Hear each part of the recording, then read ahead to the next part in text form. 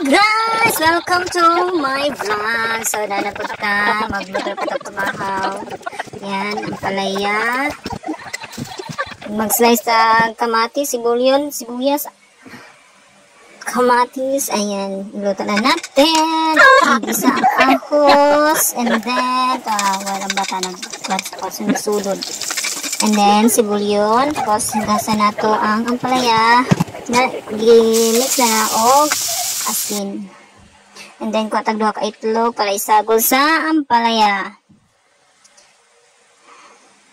Ay, matangan na itong magic syrup para mas lami siya. And then, asin gamay. And then, ayan, luto na.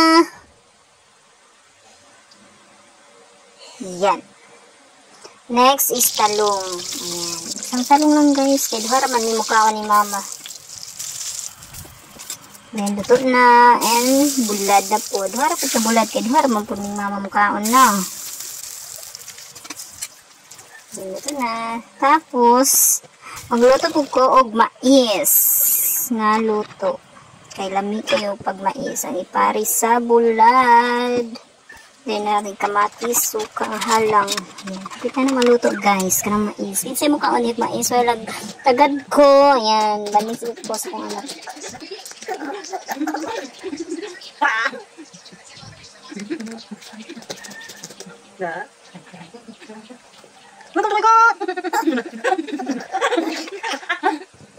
And then, humana, luto na guys. Ready na ang tanan para sa pamahaw.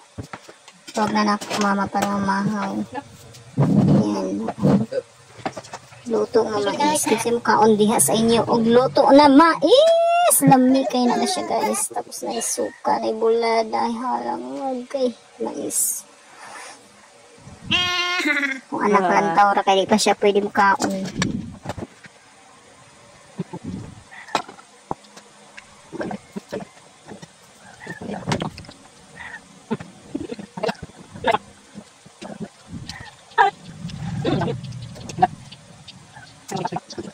Kung anak mo gusto na kaya siya mo kaon, pero 5 months pa manggol siya, dili pa siya pwede. So niya na anak, mag 6 months na pwede nakapakaon nun.